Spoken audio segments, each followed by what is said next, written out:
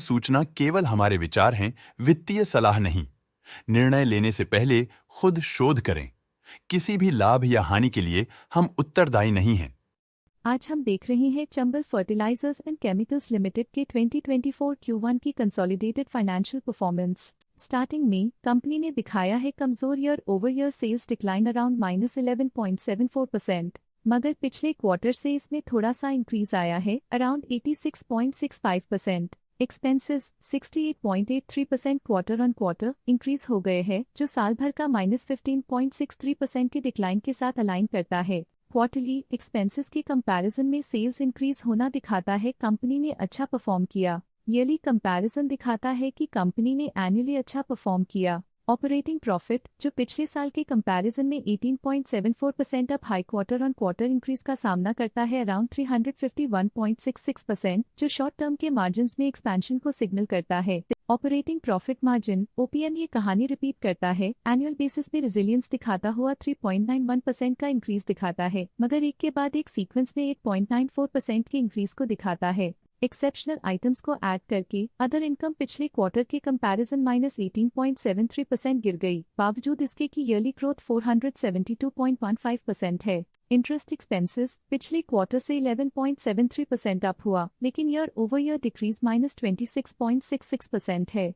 Depreciation cost ने देखा 5.33% का क्वार्टर ऑन क्वार्टर क्लाइम और ईयरली बेसिस पे 6.58% का increase. Profit before tax annually 33.41% बढ़, लेकिन प्रीसीडिंग क्वार्टर से 490.03% बढ़ा। पिछले साल के कंपैरिजन में टैक्स एक्सपेंसेस की परसेंटेज ऑफ प्रॉफिट्स इंक्रीज होकर 4.57% हो गई है, और ये और भी नोटिसेबल है क्योंकि क्वार्टर ऑन क्वार्टर में 14.11% का इंक्रीज देखा गया। नेट प्रॉफिट ने ईयर ऑन ईयर 32.4% का राइज दिखाया, लेकिन लास्ट क्वार्टर से 363.19% का इंक्रीज देखा। इस क्वार्टर में कंपनी का परफॉर्मेंस काफी अच्छा रहा, जो हाई ऑपरेशनल एफिशिएंसी और प्रॉफिटेबिलिटी को दिखाता है। वहीं अगर एनुअल एनालिसिस की बात करें तो इस साल कंपनी का परफॉर्मेंस काफी अच्छा था। अर्निंग्स पर शेयर EPS में साल भर में 37.47% का इंक्रीज देखा गया, लेकिन 3 मंथली में 345.82% की बढ़ोतरी भी नजर आई। इस क्वार्टर में कंपनी का EPS काफी अच्छा रहा, जो हाई एफिशिएंसी और प्रॉफिटेबिलिटी को दिखाता है।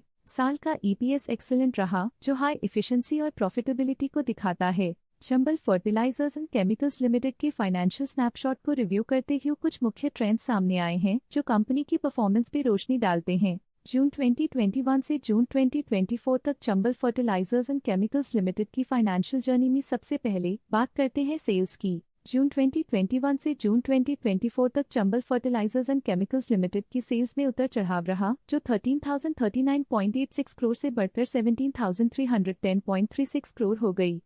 ये फ्लक्चुएशंस मार्केट कंडीशंस के इम्पैक्ट को दर्शाते हैं। अब बात करते हैं एक्सपेंसेस की। यहाँ सेल्स बढ़ रही हैं और एक्सपेंसेस भी बढ़ रहे हैं, तो ये इंडिकेट करता है कि कंपनी अपने ऑपरेशनल कॉस्ट के साथ ग्रोथ कर रही है। ऑपरेटिंग प्रॉफिट जून 2021 में 2,454.47 करोड़ के आसपास रहा और फिर 2024 में 2,081.58 करोड़ तक पहुंच गया। ये दर्शाती है कि कंपनी अपने ऑपरेशनल कॉस्ट को कंट्रोल में रखने में सफल रही है, लेकिन ग्रोथ को पुश करने में थोड़ा और एफर्ट लगाना होगा। नेट प्रॉफिट में फ्लक्चुएशंस भी देखी गई हैं, जो कभी 1,526.45 करोड़ से 1,030.68 करोड़ हो गया और कभी 1,385.47 करोड़ हो गया।